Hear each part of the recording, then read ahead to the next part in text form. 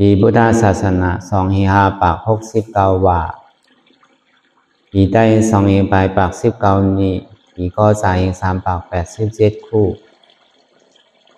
เดินเก่ารับเดินเก่าใหม่1คำ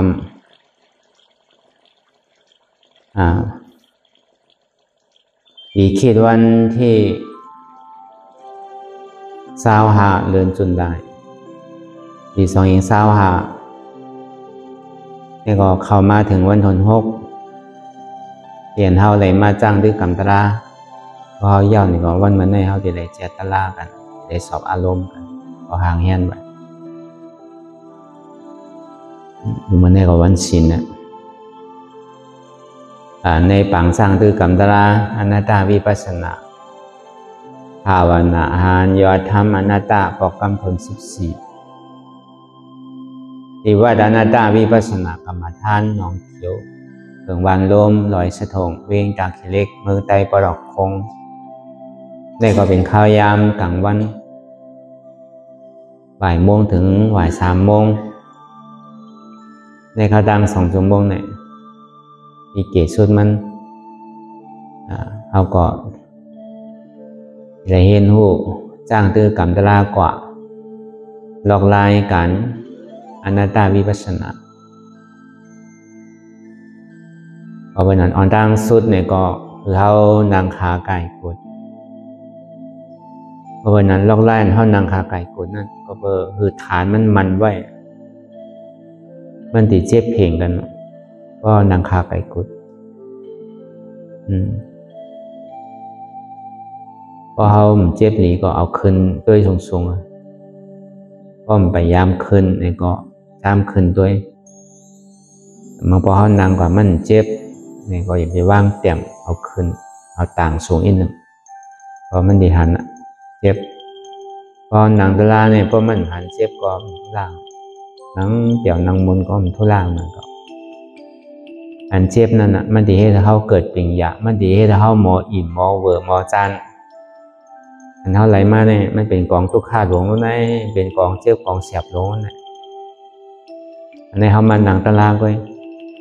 พอเขาเปลี่ยนย่อกามาโลดีตันเขามันหนังตะลาเนี่ยมันเผามังปอกเนี่ยก็เขายังรักหนึ่งรักเพิ่นก็ยังไรรักใครรักยายนี่ก็ยังไรก็กะพอเป็นย่อกาตั้งเจ็บตั้งไม่มาเต้ตายมันตายนอนหงายกินน้ำมาเนี่ยแน่ตีให้เธอเขาก็หลบพึ่งไว้นั่นน่ะมันดีโจมนั่งสมนอนอยู่ถึงวันนึงขึ้นน่ะตัวดอกคนเดียวมันเป็นเด็กแพทย์เป็นตายผากซะแน่พอให้หนังกวนก็ออกนองออกเปื้อออกเย็นน่ะเบอร์หังละตีเพื่อนนั่งก้อยก็เหมือนจังเพื่อนน่ะตีลาเต้ๆก็พอทำหูกรรมนั่นน่ะก็เป็นอย่างนั้นก็มีตาลาเขาอกเขาใสในนำหูนำตาใหญ่ตกมาย่อมก้ามเป็นใจต้อซาฮึดท่าใส่ลูกใส่ล่างใส่ปีใส่น่องที่ไหนเขาหันมาใส่ตาเขาตั้งนำก็มีปืนฐานตาลาไว้ในหมอตายหมอเจ็บหมอตายตัวเจ้าเก่าก็นิจักตัวเป็นคนนิจักเฮ็ดก็เฮ็ดมาลูกหลานเต้นนำอยู่พอมังใกล้หนาใกล้ป้องนิดนี่ก็เป็นกล่อมตัวอะไรเป็นกล่อมไข่ตัวตายกันหมดไปมาลูกหลานทำขี้เก้กันเขาพอมีลูกมีหลานน้ำมีอ่ำเหมยน้ำก็ทำปันกันเห็นกันเจ้าไหนก็จางมีก็นังไรเก๋ว่ากล้องไรน้ำว่าห้ามไรสังว่าเจ้าไหนนิ่งกันนิ่งกันตัวนิ่งกันรุมลาบ่วัน2 วันแต่มันเป็นสังมันมาตัวอะไรอยู่ก็อ่านโฮเปโฮเลินมันเนี่ยหายหมดเป็นลูกเป็นหลานเขาเนี่ยที่ก่อให้มาดูหลานพิษกันเมื่อไรอ่ำหมวยแล้วก็ไรแล้วเมื่อไรน้ำแล้วก็ไรเก๋แล้วคนไรน้ำมันหลดตัวไปมาปีน้องทำพิษกันทั้งที่ปึงอิงสังไรเต้ไรบริใจใหญ่เข้าหลบพึ่งปึงอิงตัวเจ้าเก่าหรือไรเพื่อการปึงอิงตัวเจ้าเก่าในก็สังเกตได้มีตลาหนังเก่าฐานเขาดิบปึงนี่เขาสังเอาสังปึงเดี๋ยวสังเป็นคอว่างไรเนี่ยพอห้องมีตลาเนี่ยพอห้องมาเห็นหัวลองตลาเนี่ยก็ที่ห้องหาภัยละ ที่ห้องหาปอเขาก็จอยเท่าไรเมเขาก็จอยเท่าไรใครตายก็ไปจังตายเด้อน่ะเพื่อก็ซ้ำหักตัวโกตายเนี่ยไปใครตายเนี่ยก็ซ้ำดีตายอ่ะย่ำพร้อมตาดีตายก็ซ้ำว่าแล้วลูกการดีตายก็มีน่ะมันก็มันพร้อมตาดีตายน่ะพอเบอร์มังปอเป็นเพกึ่งก้างย่อกาตั้งเป็นพูดปอเปิดเคยเป็นมาเนี่ยไปใครตายเด้อในซ้ำดีตายเนี่ยก็เป็นทุกข์ข้าแล้วนะก็ในใครตายไหนเอาว่าก็เปิดมันทุกข์ข้าอยากเปิดการใจเดือดเลยใจเพิ่นก็อยากนั่งก็อยากอย่างเจ็บก็ตั้งเลยตั้งตัวใครตายไว้เนี่ยก็มันจังตายนั่นก็การดีเลยคำพอเป็นนั้นมาเนี่ยพอดีจอยเฮาไหลปอก็มจอยไหลเมก็มใจไหลลูกเฮาหลานเฮาอกจากโคของเงินคำของเฮามีนำตานฮื้อเนี่ยมีบ่เต็มวันเต็มเมืองเนี่ยก็มจังจอยได้น่ะย่อกาเป็นย่อกาตายเนี่ยเดือเสวันเปิ้นเมืองเปิ้นคึดกาบหรือเฮาก็คือก็เปิ้นก็ใครตายหนังเก่าเมื่อกาพอถึงข้าวยามก็การอย่างได้ตายมีเงินคำอะไรที่มาเสือเอาขึ้นแหละมีก็อะไรที่มาจอยเฮาแหละชาวอันกัดแขนเลยเปิ้นได้ลกลุมผ้านี่ก็มันก็ยาอะไรหนังเก่ามันก็ซ้ำดีตายหนังเก่าสาวดวงก็เป็นแก่นเสือก็มีตั้งนำอ่ะเป็นสาวดวงก่อนสาวดวงสามารถลงเขาเช่นไหนหลอกเตอเขาเช่นไหนอันเขาเป็นสาวเช่นไหนก็เขาก็หมอยากัดแขนเพื่อการมือเขาเป็นมาเนี่ยก็เขาข้ามจังยาเขาอะไรหนังเก่าตัวเตะแคนออกแคนใจโจแก็บโจข้าวเพราะยามันหายเอาเนี่ยก็ซ้ำเป็นเหมือนเขาจังว่ายาเมียวในแต่ใจว่าเปิ้นหานะเปิ้นก็หากันมากกูเจอกูศาสนาเนี่ยเปิ้นหากันนะเพื่อการหามันจับไล่มันนั่นน่ะเนาะยอกานี่มันมีดีก็เอาจับเมียวมันก็เหมือนหนังมันเป็นนามธรรมนะมันจะเป็นรูปธรรมเนาะเหมือนเขาใครกินนมโบเดี๋ยวเขาซ้ำกับเอาดิเขานี่ที่ก็มันได้กินในปอกันนะก็ใครกินเดี๋ยวเอาดิเตามันเนาะจะนี่ได้กินเนาะเหมือนเขาเอการล่านั่นก็เหมือนนั้นหนังเก่าที่ได้ไว้ใจเหมือนคุณสั่งซีว่ะอย่าไปกับเอาดิพลว่ะอย่าไปกับเอาดิอโจมันว่ะเอาดิเหตุทางเอาจ้องมันว่ะคุณสั่งซีเนี่ยมันติหาเหตุทางเอาจ้องมันเหมือนถ้าเอาค้อนในสังเอาลูกเลยสังกับวุ้ดโหม้านั่นน่ะก็กับวุ้ดหญ้าโหม้าในม้าที่ห้องก็ในป้อมมันกัดด้วยรวมด้วยซ้ำเป็นลูกก็ใจล้ำอันลูกเนี่ยมันเฮ็ดให้โหเขาเชี่ยวกันได้เนี่ยมันก็ใจล้ำแดนเข้ากับครบลูกตึงคบกับตึงหวานตึงใจล้ำกับตึงคบกับตึงหวานนั่นน่ะเหมือนนั่นน่ะก็เอากันรับอีกคนนะโจม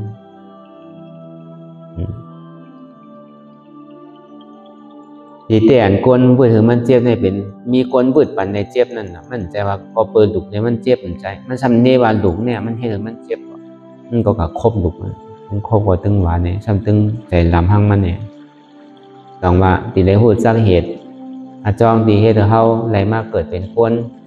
ไรมากเกิดมาเท้ามาเป็นมาตายเนี่ยพอเปิดสังเนี่ยเงินเลยเขาพอดีเป็นตีปึงอิงแล้วเขาไรแน่ปัจจุบันพองยามเดี๋ยวเลยสังในภาวะจานนาเลยสังจานในก็อย่าไปฮือซุ่มจานนามาเนี่ยก็อย่าไปฮือซุ่มหลอกซุ่มหลาย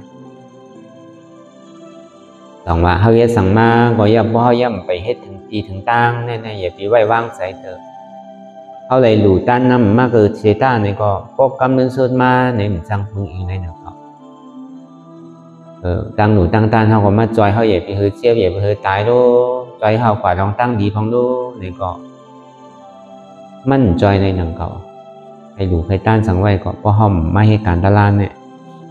ให้หลู่ต้านนำก็เฮ้อเนี่ยก็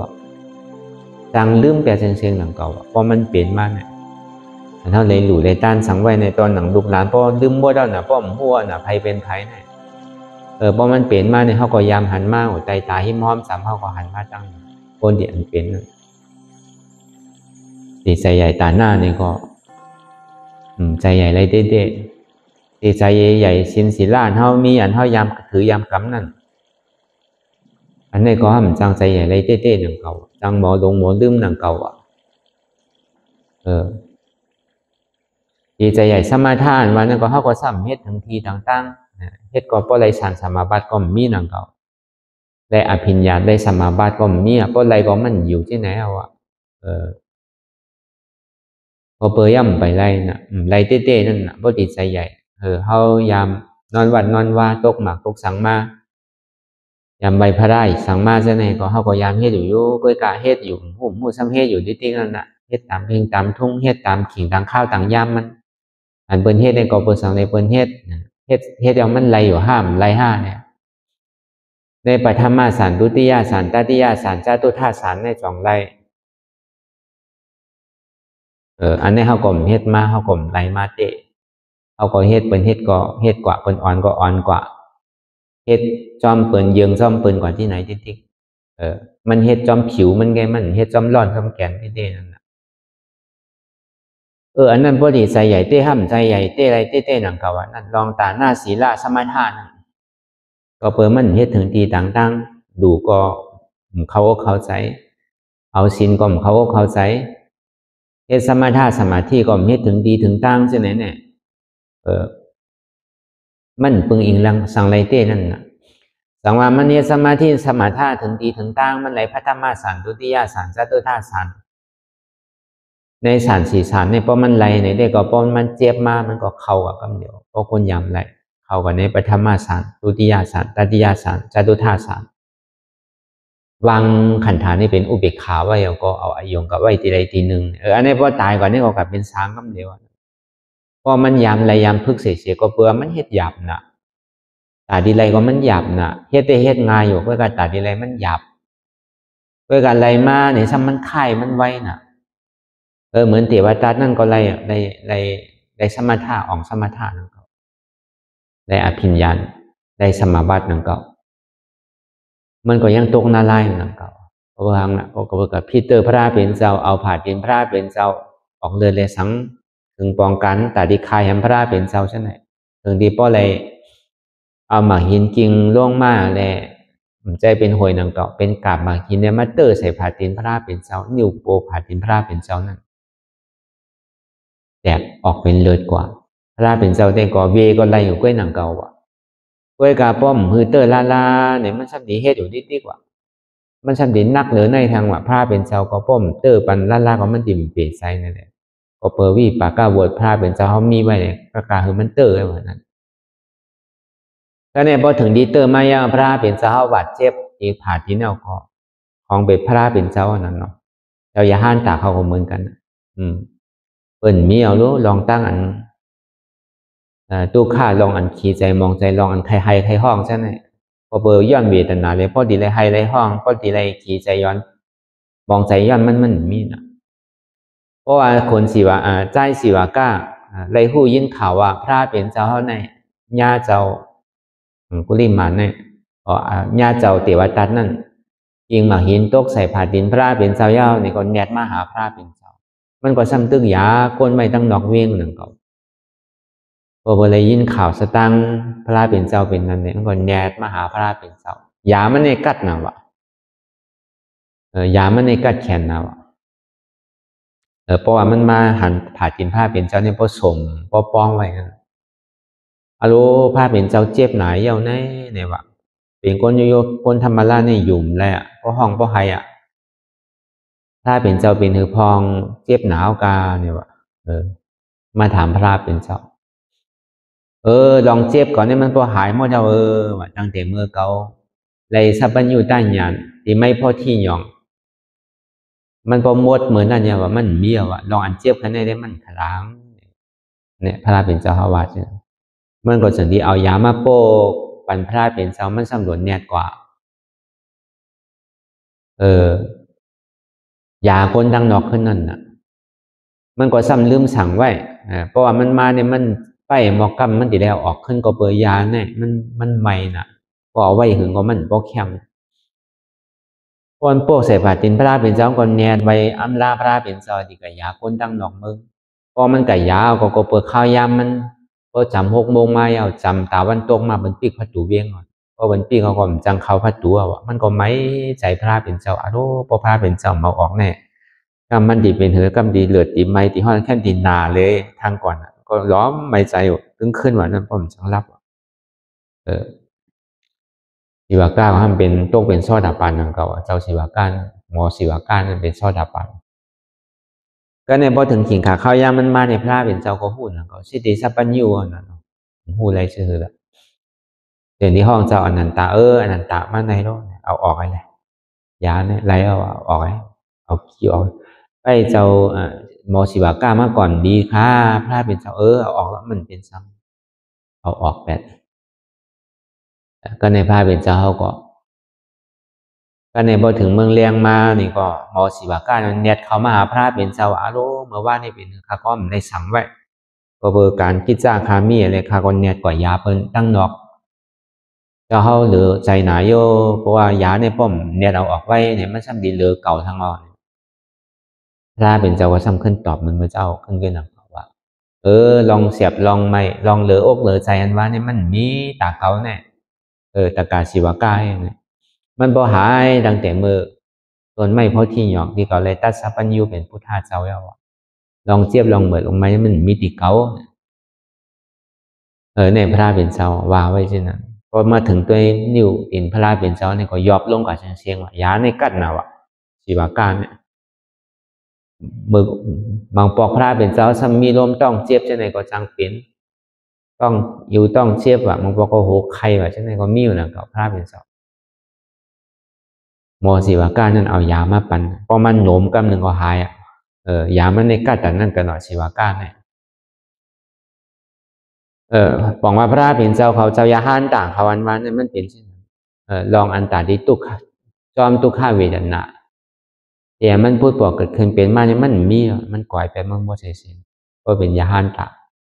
เป็นพระเป็นเจ้าเขา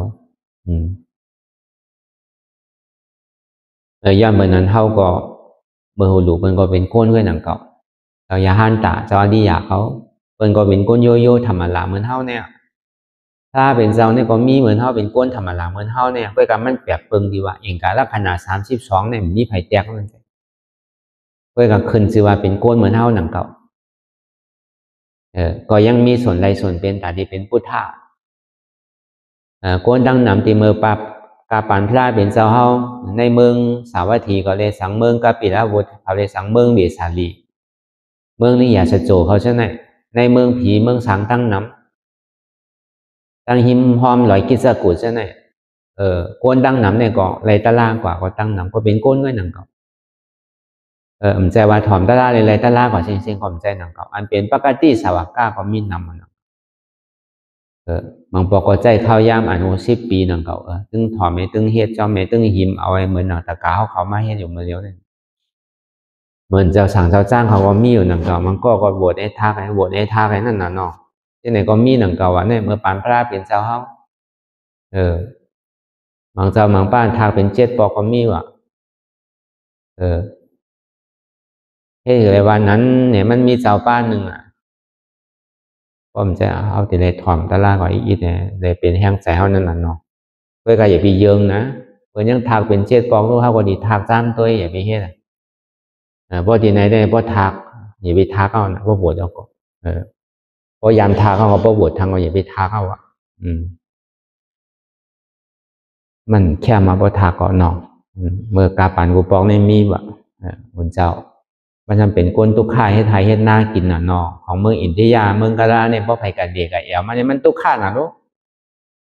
ตุกข่าในเมืองเฮาเนี่ยบาฮาติวามันมีอ่ะเมืองเฮาเนี่ยเป็นเมืองเปี่ยวเมืองมนก่อนต้นไม้ต้นตอกก็ใหญ่น้ำลินหินพาก็เต็มทนไปกับเมืองอินเดียเนี่ยพวกไม้เนี่ยทนมันน่ะวะเหมือนขิงที่ไหนเนี่ยโพนันตาดิมาเนี่ยมันง่ายๆวะพอไม้ก็ไม้สุดอกสุดใจป้อมจังออกอิวมันไม้น่ะพอมือแอวเมืองกาลาเลยหนูมือเข้ากัดแกว่าอันนี้สั่งถูกพอมือเข้าไม่น่ะนั่นมันเข้มแดดไม่ก็ไม่น่ะมันมีรอยที่หับตับมันก็ต้องมาขุนมาซิมาเนี่ยมันเป้งพอเหมือนนากองว่ะไกลๆมีรอยหนึ่งลูกนั่นน่ะเหมือนยันกุ้งแลสังเหมือนมันทะเลก็เป็นที่นั่นเนาะในเมืองใหญ่เมืองหลวงนั่นเป็นห้วยเป็นรอยเหมือนเท่าที่ไหนมันมีแต่ว่าในเมืองเฮาในสภาวะมันดีน่ะในเมืองไต้เฮาเนี่ยสภาวะดีน่ะ ก็เพราะนั้นมันให้เป็นเจ้าหน้านั่นเฮ็ดหน้าซ้ำมีเมนั่นแต่พอมันเฮ็ดหน้าไถหน้ากระโจดอะไรกินข้าวกินสังก็ง่ายๆเป็นอันทุกข้าอย่าเปิดเตะพอเปิดไถหน้าเฮ็ดหน้ากินกัน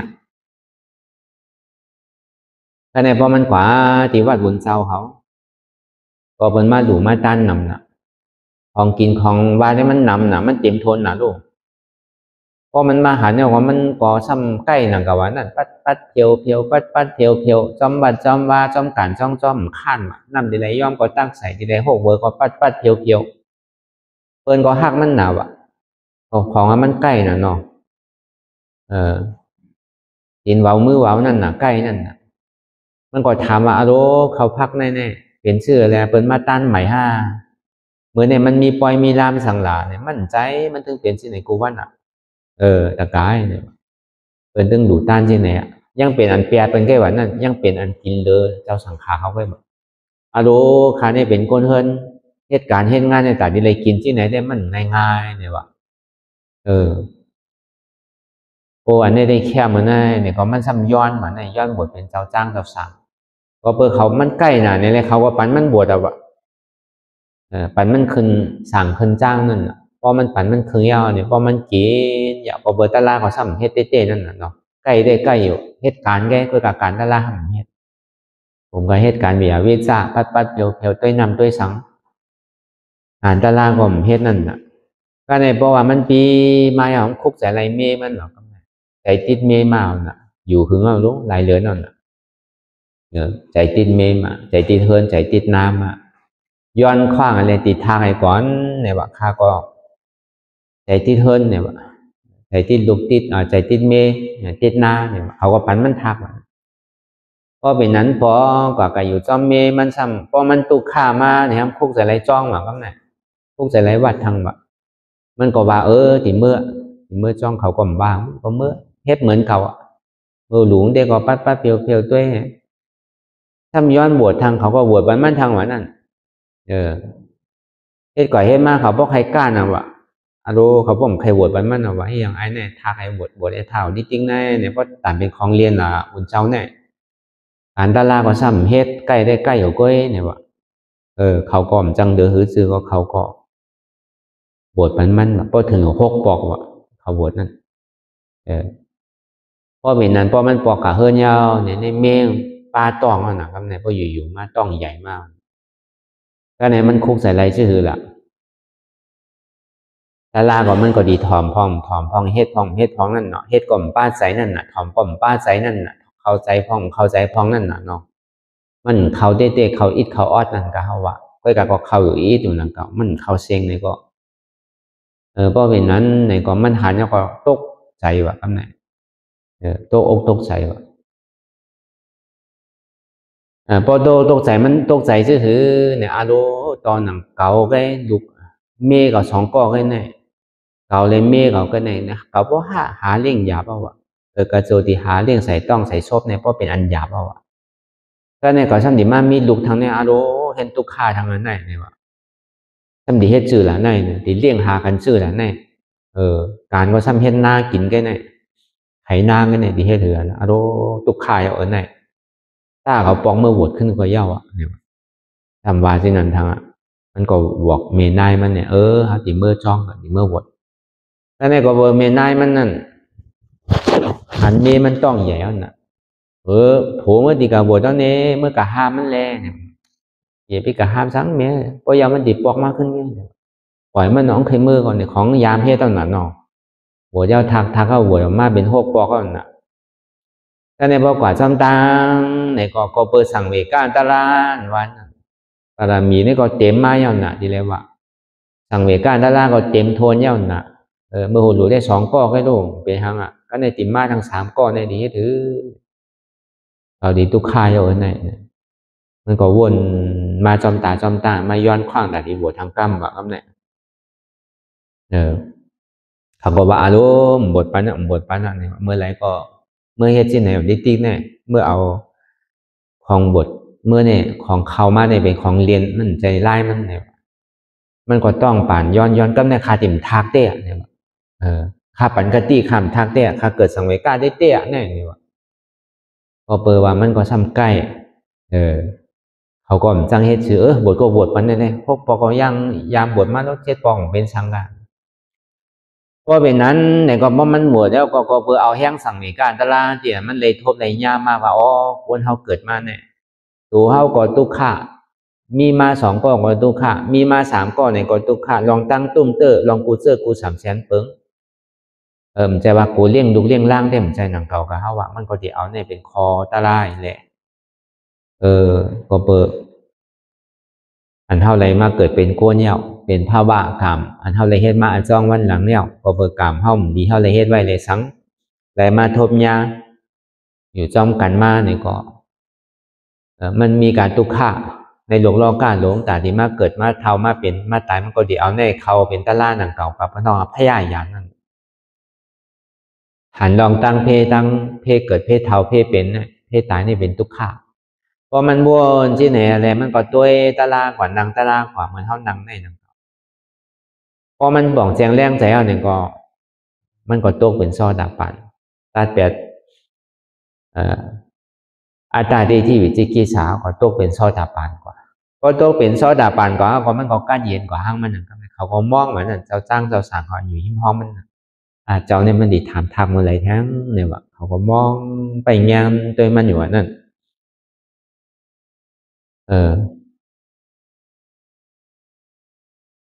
โดยการมันก็เมื่อไรก็มันทากว่าก็เนี่ยมันก็คาดใจการตลาดเต้นานาของตกเป็นยาห้านตากว่าก็เดียวว่ะ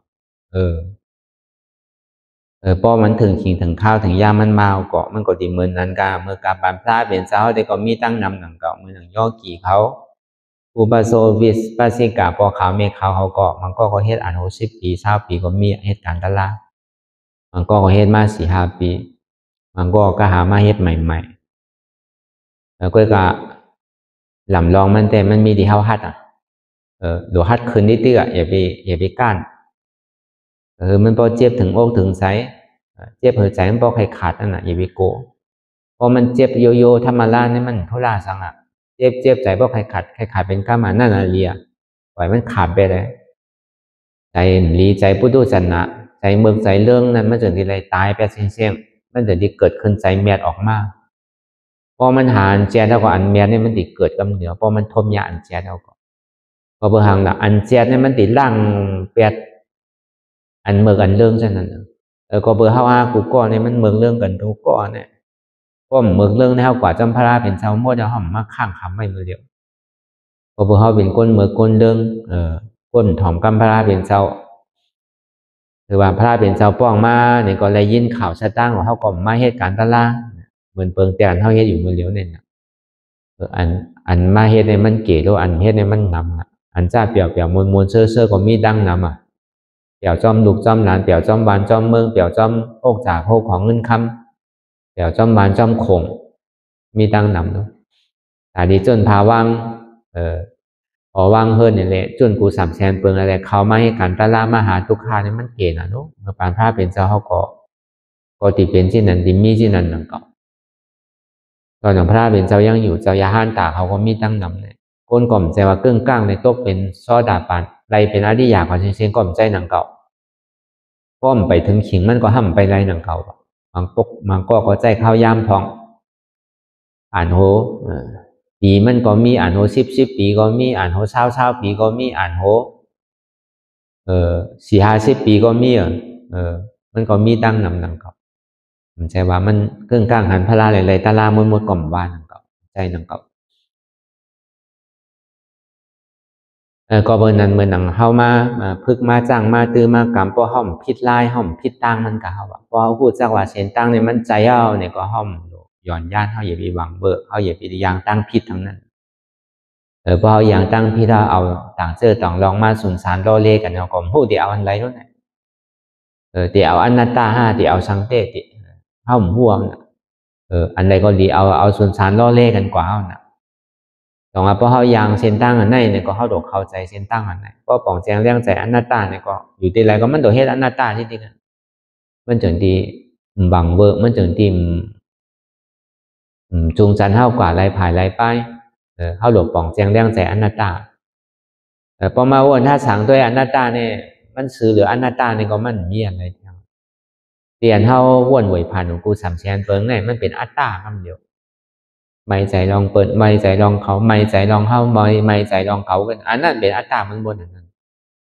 เตียนเฮามันเยื่นไรเตียนเฮามันขามไรเตียนเฮามีลองตั้งขีใจมองใจมันอยู่ฉะนั้นมันเป็นลองเปิดลองเขาล่อนลองเฮาล่อนลองเก่าล่อนนั่นเป็นอัตตาเหตุการณ์เสียงอันนั้นบอกว่าเฮาไปเข้าถึงอนัตตานะ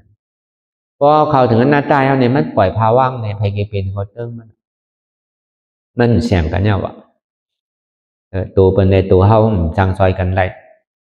หรือเสียเลยตัวจอยตัวเจ้าเก่าที่ไรเพิ่งอิงตัวเจ้าเก่า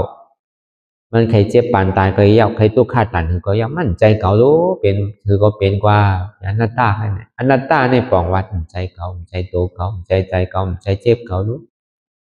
ใจผิดเปิ้นรู้เปิ้นก็มีเฮาก็มีเขาก็มีเก่าก็มีรู้ที่กับวนลองสังเนี่ยที่กับมีลองสังที่เอาลองสังมาเขาอกเข้าใจที่เอาลองสังมานิจจากอกนิจจากใจเฮามีอันที่เปลี่ยนพอหมอวนว่างซึ่งไหนก็เลยว่ากาดเย็นเฮาพึกไว้เอานะวันหนึ่งเจ้ามาเฮาดีในทบเอานะพอเฮาเป็นพอเฮาจำดีตายมาเนี่ยอันที่ปึงอีกไรเต้ก็เหลือเสียในกันป้อมใจเนี่ยเฮาดีวอนหาคนไหนวอนหาคนน่ะห้องหาคนไหนห้องหาคนน่ะดูก่อนเนี่ยก็ไม่ได้หันหน้าถึงไหนวะอยู่ที่ไหนก็คือมันมาเนี่ยพอมันมาเนี่ยก็นอนก็ตามตายก็ตามรับสำวาที่ไหนที่ไหนก็ซ้ำจังมีบางก็บ่เป็นดุมาเจียวสมัครคำก็มีดีไรกล่าวมาพอมาตัวเราซ้ำเปรใจอันนี้เขายามตัวทบมาน่ะเหมือนตุ้ยยิงนะเหมือนเมย์ของไอ้เมย์มันก็เฮ็ดตาลาไปกับมันป่องเท้าเอาไปมาเฮ็ดนั่นน่ะเนาะมันป่องมาหมดลูกเต่าหลานเด็กมาจู้แบบมันก็เป็นอยู่ก็นอนข้างก็ปันตาลามันเข้าใจเอาตาลาเขาอกเข้าใจพ้องแรงเขาพ้องนั่นน่ะก็ได้อยู่มาโดดช่างหนามีอย่างน่ะขาดช่างหนาค่ำก็มีดีไรเอามาตัวจับมือก่อนนั่นน่ะก็เอามาใส่ปัญญาเนี่ยเอามาปั่นไม่เอามาใส่ก็เป็นชื่อที่เอามือห้ามเอามือหนังเกาเนี่ยว่าคนนั้นก็ถอดออกให้เลยจึงนี้เปรใจคนเขาเนี่ยก็เป็นอะไรต่างนั่นต่างเดินนะอีอย่างใจมันคิดอะไรเนี่ยก็มันง่ายๆหนังเกามันดีโกนเพราะห้ามเอาตาลาเขาใส่เนี่ยคำเขาดูเก่าก็ในก้อนนาวเมื่อดูไปมาในก็ห้องหาดูเก่าก็ในมาเอาห้ามาเจียมาโมดเอามาเจียวการทำต่างเสื้อต่างมีห้องปอมาทางอันนั้นเป็นห้องว่าตีปึงมันมีเต้หาตีปึงไรเต้เพื่อกับพอมีหาตีปึงไรเนี่ยกำเนิดสุดมาเนี่ยมีภัยแต่ยังก็ยากแต่มันมีภัยดีกว่าซ้อมเฮาแหละตั้งแต่เฮาเกิดมากกว่ามีภัยเกิดมาซ้อมเฮาต่อถึงพอตายก็ภัยก็ตายซ้อมเฮาหนังเขาดูก่อนจังจอยเฮาเพราะมันจอยกันได้ก็ดีปันกันก็อิดดูก็ดีปันอยู่หนังเขาคืออาศักปอเฮาเมเฮายาวทาง10 ปีเลยเฮาไปใครเมปอเฮาตายเตออันเฮามี10ก็ปันก็ได้2 ปีเลยเนี่ยเพราะมันปันได้ก็ติปันอยู่หนังเขาปันเต็มบ้านหนังเขาลูกอันหักพ่อแม่ก็ดีหักพ่อแม่ก็ดีเพื่อกับพ่อปันก็การเลยปันหนังเขาก็ถึงดีมันมากกว่าก็การเลยปันหนังเขาเพราะมันปันกันไรที่นั้นเด่นดีเมื่อหนังย่อกาตั้งเจ็บตั้งไหมนั่นก็เหมือนนั้นหนังเขามีลูกก็แจกไปทันอิดลูกก็แน่เอาอิดหนึ่งลูกก็หนาวอินก็เมย์เขาพอดีซ้ำสายเนี่ยเพราะมันแจกได้ก็ดีเนาะมันไรใครเป็นก็มันได้คำแต่ดีขามในนั่นเนี่ยก็เพราะห้องมีตาลามีทัตลาอยู่ในตัวในใสเนี่ยใจมันติ่มหลีพออ่านกลพอห้องยำพึกไว้นั่นโดยเสียหลัวไฮอ่ะพอเมื่อปอเมียเขาเปลี่ยนมาเนี่ยก็เปิดมันเหลือใจไหนเฮ็ดซื้อก็ตึกตึงขึ้นก่อมจังรับโลกก้นเปลี่ยนในอ่านหัวเรือนอ่านหัวเรือนจังรับกำเนิดช่วยมาอะไรเฮ็ดซื้อล่ะมันจะดีกว่าง่ายๆเนี่ยในอธิษฐานเนี่ยเป็นเท่าว่าเช็ดจ่าอธิษฐานเช็ดจ่านั่นตลาทูตลาเมียดเท่าไรโทษไปยามันเนี่ยสังวามันเป็นเสียงตั้งแต่ดีไรมากไรผูเต้แต่ดีคือเพราะว่าจะสุดเสียงกว่าแต่ที่มันไรเกิดได้เท่าไรเป็นไรตายเต้น้ำในหึงก็เป็นน้ำติบโกเดียนมันเป็นกับสังวามันมีปากก้าโวด อันที่มันจางหายได้อยู่อีเราออดมังเสื้อมังหลอกมังเมียแล้วก็หายอะไรหนังเก่านะเพราะมันกว่าเนี่ยก็หึงเจียวกว่าง่ายๆก็เพราะว่ามันอยู่แล้วนะเหมือนหนังเคลื่อนหลังในมันหลมโมเดลบดปกโบแมงไส้กินเชียงๆเอามันจังอยู่สืบไรกว่าทั้งเอาทีเดียซ้ำในอธิษฐานที่นั่นก็เปิดเปลี่ยนไหนเปลี่ยนมาเป็นเดินนั่นอันไหนเป็นเดินพอเป็นเดินมาแล้วเนี่ยก็เฮ็ดจื้อก็เตอก็รู้ยาจื้อก็เตอก็ว่าที่สาววนก็เปิ้นยาแล้วนะเปิ้นเอาปอกขึ้นเอาเมื่อตัวกันที่ขึ้นเนาะตึงขึ้นจังรับนะเพราะเป็นนั้นมากกว่าอธิษฐานแนะนำเพราะอธิษฐานเราก็ตึงหน้าก็อธิษฐานเนี่ยมันก็ซ้ำเป็นน้องนี่เมนั่นน่ะเป็นก็ลาสุดนั่นก็คืออธิษฐานอธิษฐานชื่อฮือนะเมื่อกูบอกมันจะกินเราน่ะเป็นก้นกินเรามากเช้าปีไปพอมาเหตุการณ์ดารายเนี่ยเฮ็ดตีเฮิรนไว้หนังก็ก่อนมันนั่ง2 นาที3 นาที4 นาทีของเขา8 นาทีไว้โน่นเนาะมันก็นั่งกว่าที่นั้นนะของเป็นก้นขี้เราลงน่ะพอมันนั่งเอาเนี่ยก็เอาเวทนาเนี่ยมันรู้กว่าเพราะมันนั่ง3 ปอกถ้าเป็นกามมันหนังเก่ามันก็ดีเลยเฮ็ดไว้ลองรีพองหนังเก่าตามันก็ซ้ำโม้ไว้เนี่ยเพราะมันออกแล้วเนี่ยก็เหมือนหนังหมักหินเนี่ยออกมาที่หวยตามันน่ะตามันเนี่ยจืนใสกว่าเสียงก็ยังข้างอยู่ตีเฮิรนเนี่ยมันออก3 ปอกมาหินที่หมักตามันเอาตามันแรงมาเมื่อกูปอกเนี่ยเพราะมันตัวหลีกเนี่ยใส่แว่นเนี่ยตัวมันไรมันก็ใครกลางกล้าไว้ก็เบอร์กินเหล้านำสมือมันอธิษฐานซื่อละเนี่ยของว่าตั้งแต่นั้นมาเพราะมันเฮตลามาเอาของมันตึงเตอเหตุปอนะเราเนี่ยเราปียาเช่นเนี่ยของมึนเมาเนี่ยมันตึงกินเอาคือตั้งอาเชจาอธิษฐานเช่นเนี่ยมันสมาธิตั้งเชจาอธิษฐานชื่อละเนี่ยตั้งอธิษฐานว่าตั้งแต่วันนั้นมาที่ขามาอะไรหับชินหาเย้าเนี่ยก็ลองสุรามิระยามาจานั่นคำกินทั้งเอาลองเราเนี่ยปียาก็คำกินเพราะกรรมมันในเชจาเนี่ยนำเนี่ยคือมันเป็นนำหลีนำเตีบเมียนดีมันเป็นรองตั้งขานใสในก็อย่าเพียงมันทรมานขานใสคือมันกว่างง่ายๆลมอธิษฐานชื่อนั้นเจ้าฉากว่าสมาธิฐานเมื่อหนังวามาเมื่อเจ้านั่นตอนหนังอยู่ไกลเนี่ยมันยังยินมันยังคู่น้ำมูดเนี่ยก็ใครกินเนี่ยตั้งเปลี่ยนมันบาดทำนั่นก็เป็นนั้นก็เอากระถอกไปแต่ที่เต้ก็มันถอกนั่นก็ทำกับตักมาใหม่เลยนี่ก็ของมันพันหนุ่มพอมาปั่นมันกินยาวนี่ก็มอกกา2 ชั่วโมงพวกขังในเจ้ามาเนี่ยก็ป้อมบอก2 ชั่วโมงที่นี่ก็กว่าง่ายๆก็หนังเก่าอยู่ยิ้มพร้อมก็พยายามสอนตลาปั่นตลามันนึงอันมันเจ็บก้นขึ้นเหมยแก้มมาเนี่ยอย่าไปไม่ใจก็ในก่อนนะอันมันเจ็บเขาก็เลยพึ่งมาอยู่ดูสิเดี๋ยวมันใจตัวเขาน่ะเขาก็อยู่มาถึงว่าเนี่ยจะมาปี2 ปีแล้วได้อายุก็หิม80เอารู้เนี่ยวัวในคุกใจอะไรกันตลาอันเท่าไรยามเฮ็ดมันอันหน้าตาวันนั้นมันใจของเขาแน่ก็ซ้ำขึ้นอยู่จำเนี่ยก็ตึงนายตึงเจ้าชายก็อ่อนกันซ้อนกว่ามันก็กว่าง่ายๆแค่น่ะเฮาว่าตัวเฮาก็จอยตัวเฮาได้เดือเสนั่นมาเนี่ยก็อันจ้าเป็นหิมห้อมปอเมียเฮาเพราะมันเปลี่ยนมาใช่ไหมก็เฮาก็จอยเลยหนังก็ตลาดเนี่ยเพราะเฮาปองแข็งแรงใจดีพอมันเจ็บก้นขึ้นเมยแกนมาแต่มันมีอย่างเราตัดดีจอยอะไรเต้เดือเสว่าโหลห้องโหลไฮแค่น่ะถ้าเป็นใจตัวชาเอาเมียเฮาไก่ทั้งในแล้วเอาปอเฮาไก่ยาทั้งในเลยที่ได้ยามหายเอาหน่ะซ้ำดีได้เฮ็ดซื่อเดือเสโดยได้ปึงอิงตลาพระเป็นเจ้าก้วยการตัดดีปึงอิงตลาพระเป็นเจ้านั่นเนี่ยก็เฮาตัวไรตัวทบเฮาตัวไรเฮ็ดถึงเฮาไปถึงตีเนี่ยก็คือเฮาขามด้วยเจ็บทุกขาเนี่ยวนวางฮัดเป็นอนัตตาเลยวันหนึ่งเจ้ามาเฮาดีได้ปึงตัวเฮาก็ดีได้ปึงตัวเฮาพอเมียเฮาพอเป็นมาเนี่ยมีอย่างยาอะไรก็กลุ่มกามาให้อยู่เนี่ยมันทุลากลุ่มการเสียลายอยู่เนี่ยก็ในใจอันที่ก้นเปลี่ยนเนี่ยมันบังเวอร์หมดมันปิ้วที่เอาอันใดก็เมาสิติใจมันเนี่ยพอเหมือนลิงเนี่ยมันติหาที่กอหัวน่ะเอาซ้ำกะให้กะห้องให้ถึงมันขี้ใจมองใจให้ถึงมันมีน้ำหูน้ำตาอยู่ทั้งไม่ใจก็ในไม่ใจก็หน้าแค่นท้ายที่นั่นตั้งกว่ามันในตึ้งกว่ามันดีอยู่ไรพวกก้นจำดีตายมาเนี่ยอย่ามีกะห้องอย่ามีกะให้อย่ามีรัดกำดีมงามอย่ามีกะพี่กะเทียนกัน2 หน้าโดว่ากำดีกำเม็ดเตียนยามเฮ็ดไว้กู้โสตั้งดีสังเนี่ยก็คือคุกใจไร เพราะเขาให้อันเมียอันดีเหลือเปิ้นในอันตลาเนี่ยเอาตลาเขาอกเขาใจก็เปิ้นมันสอนอะไรกำเดียวมันถ้าพูดอะไรกำเดียวน่ะเพราะเหมือนมันเปลี่ยนมาเนี่ยอันเจ็บก้นเคยเมยแก้นไม่เพราะมันเป็นเวทนามาเนี่ยเปลี่ยนกันกูก็แล้วเนี่ยไว้การเปลี่ยนเอาซ้ำดีเฮ็ดจื้อเนี่ยคนเขากำนำเพราะมันพูดตลาเนี่ยก็เอาขาหัสวุนเนี่ยปันมันกินยาเนี่ยปันกินยาหน้าเนี่ยก็ในเฮ็ดจื้อก็เติงน่ะมันก็เนี่ยก็อยู่อันในอันเขาเลยขามมานี่เป็นเดือนเนอะอันที่เจ้าชาลัดเป็นเดือนกันนอนไปเสียหยงนะจะมาปอกมาทั้งเฮิร์นทั้งเน็ตทั้งไหลปลาทั้งกลมหูแล้วพอได้ยินข่าวที่นั้นก็จึงที่มาเลยมาตัวอ่อนกันมาปันเฉพาะตะลามันจะดี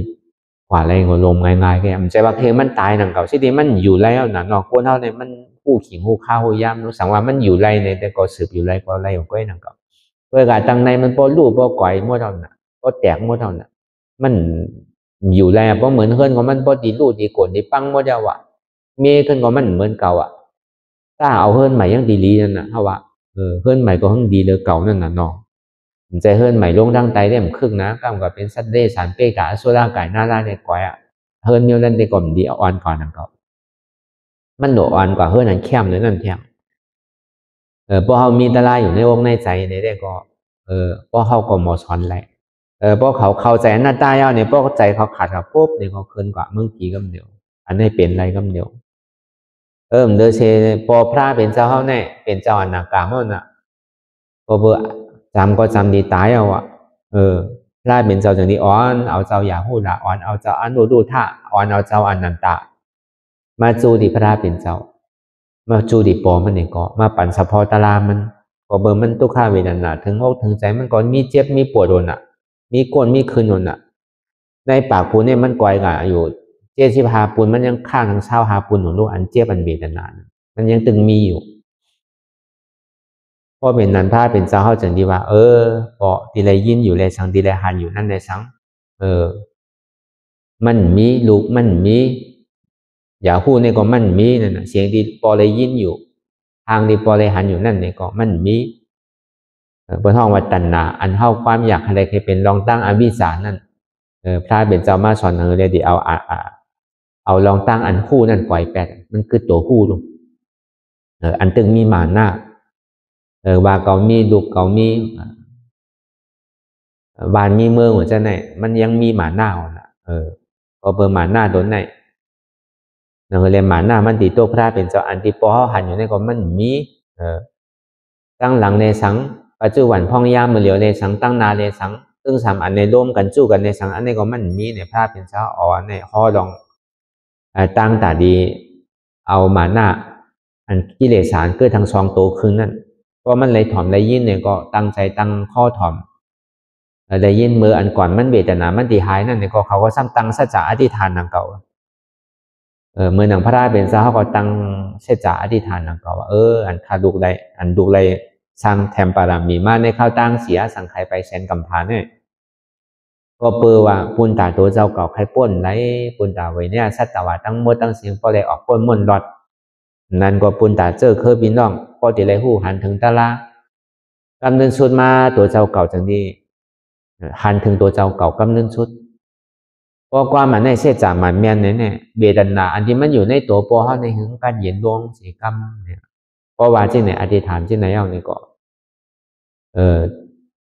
อย่างที่เอานำนั่นกับรูปมันเจ้าเตะแค้นมาเจ้าอย่าหุ่นหลักก็ตั้งสัจจะอธิษฐานของเจ้าอย่าหุ่นหลักเจ้าอนันตานั่นก็ตั้งสัจจะอธิษฐานของเจ้าอนันตาเจ้านันตานั่นก็ตั้งสัจจะอธิษฐานอันจะเป็นเคอปีเคอน้องเคอลูกเคอหลานอันเจ้าคุณอคำศรีสุโธธนานั้นลองตั้งเวทนาเนี่ยมันเย็นหายกว่าเพราะเย็นหายกว่าในใจอันพ่งผิวเนี่ยมันมีใจนี่นิ่มมากก็มันอยู่ก็เบอร์หนักกรรมเนี่ยมันยังตึงมีลองตั้งใจพ่งผิวอยู่ยังตึงมีหมาหน้าอยู่เพราะมือมันเจ็บในใจมันปิวนะเพราะใจมันปิวเนี่ยถ่อมด้านล่างผมเข้าใจหนังเก่าก็ในพอใจนิ่มไม่ยาวเนี่ยจากที่ห่อด้านล่างเหมือนหนังห้าวามาเหมือนเจ้าพอมันจอมไข่ตัวด้านล่างเดี๋ยวมันเลยถ่อมนั่นเลยก่อนตัดแปดกิเลสสารข้างทางหัวซ้องครึ่งนั่นเนี่ยก็ขาดตัวก็เป็นยาห้านต่างกว่าตึงนอนอยู่ในวังหอพอเจ้าพระเป็นเจ้าเนี่ยก็เป็นยาห้านต่างกว่าก็เปิดอาซักแน่มันก็จำดีชั่วดอนนะเพราะทั้ง7 วันก่อน ซึ่งตีตายก็เบอร์นั้นพระเป็นเจ้าหันถึงว่าพอดีตายตีเป็นอนาคามเนี่ยมันคือเอามันดีก็อยู่ทางเมืองช้างเนี่ยมันดีเลยอยู่ทางสังสารามผู้ก็คือมันถูกดีตายก็มันโดเกิดนั่นน่ะถูกดีเป็นยาห้านตาก็เดียวพระเป็นเจ้าจังดีมาช็อตเพราะมันไหลตะลาทูกับย่าเป็นยาห้านต่างกับย่าก็ตึกนุ่งโคหอยอยู่ในหอพอป่วน7 วันย่าก็เอานี่ปานคำเดียวเนี่ยเอานี่ปานซึ่งเป็นคนเอาค่ำเลยเอานี่ปานคำเดียวแต่เป็นซ้ำว่าพอเป็นยาห้านตายให้เอาในพอ7 วันก็หมดแล้วเอานี่ปานคำเดียวต้องกลมใจนั่งกับอันนี้ตีเต้มันอาสามันก็ชุดเพื่อกะพวกที่มันเป็นอาลียาเย้าเนี่ยพอเปิดโคหนุ่งโคเลี้ยงใช่ไหมมันกึ่งเธอก็เขาพอเปิดทางในพ่ออยู่จอมหอจอมเฮินเพราะว่ามันเปลี่ยนจันทราเหมือนอนาคามในสังยาห้านต่างในสองเปิ้นใจเฮาเนี่ยพอเมียเฮาใจเฮาเนี่ยใช่ไหมนั่นก็เปิ้นใจเฮาเฮ็ดแต่เฮ็ดเหนือใช่ไหมก่อนมันจังคิดว่ามันหลีกูก็เปิ้นนั้นแหละพอเปลี่ยนเนี่ยมันหลีนั่นเพราะเขาในศาสนาคำเดียวเพื่อกับว่าเป็นยาห้านตาได้มันหลกเขามันหนุนเน็ตเขาคำเดียวเพราะมันเน็ตเขาเนี่ยมันอันตรายเพราะเปิ้นว่าเคืองโคอันนี้มันหนูเนี่ยมันเบียกอะไรมันติดได้อยู่ในภาษาการพลาเป็นเจ้ามันจะดีอยู่แหละพุงมันเนี่ยอะไรเป็นชิ้นนั้นใช่ว่าป้อมหมดเต็มไรเต็มใจนั่งกับเพื่อกับพุงมันเหมือนกันยาวกว่าอาเปียด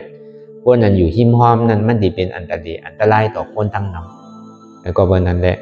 แต่เขาว่าพ่อเป็นผู้ยิ่งที่เป็นอนาคามนั่นก็เมื่อนั้นนั่นก็พ่อมีโผเนี่ยก็พ่อโผมาอยู่นอนซ้อมเนี่ยก็ตกนาลายกันเดียวนั้นถึงว่าเป็นโผเมกันก็สมานนอนซ้อมอนาคามเนี่ยก็ตกนาลายกันเดียวแต่อยู่รายเดียวมันอันตรายนะมันพ่อเป็นผู้ยิ่งพ่อเป็นไรตะลาเป็นอนาคามเมาเนี่ยก็โดยเลยเขาในศาสนาโดยเลยเป็นเมฆขาวกันเดียวจำเป็นต้องว่าเป็นเจ้าจ้างยิ่งเจ้าจ้างใจเหมือนใจเพราะว่านุ่งมีศีล8 ศีล 10ก็ไรเอาพอเปิดว่ามันอยู่ในพรหมจาริยาเนี่ยมันโดยในมีผัวมีลูกอันนั้นเป็นไรอยู่เพื่อกับพอเป็นคนใจเนี่ยมันเป็นภูกะหาน่ะผู้ยิ่งในสัมเปิลมหาเนาะอยู่ไรพอเป็นผู้ยิ่งในหลวงเนี่ยเขาในศาสนาไว้เพื่อกับพอเป็นผู้ใจเนี่ยก็มันเป็นภูกะหาเปิลเพราะมันกะหาก็เย่าน่ะเพื่อกับมันก็อันตรายนั่นอันตรายต่อคนตั้งนำคนหิมพร้อมนั่นน่ะย้อนเปิดนั้นเลยมันจะเลยเป็นที่นั้นก็เปิดนั้นไหนเลยอันเท่าไหลมาพึ่งสร้างตื้อกรรมหมดนั่นอันที่ว่ามาตั้งพึ่งตั้งหมดตั้งเสียงไหนนี่ก็เป็นตอนสอนเตียนเท่ามาให้การตลาดเนี่ยใช่ว่ามันตีเฮ็ดป่นกว่าหลอกลายใช่วันหนึ่งเจ้ามาเนี่ยเขาที่เอาใจเขาที่เลยใจตัวเขาก็ที่ได้ใจแต่คนหิมพร้อมจำเขานั่นก็ที่ได้ใจจังว่าโลกก็ไผเป็นมาหนึ่งก็เดือเสียมปึงอีสังไรมาเด็ดเดือเสียตะลากันน่ะกำเนิดชุดมาที่มีอย่างทางน่ะ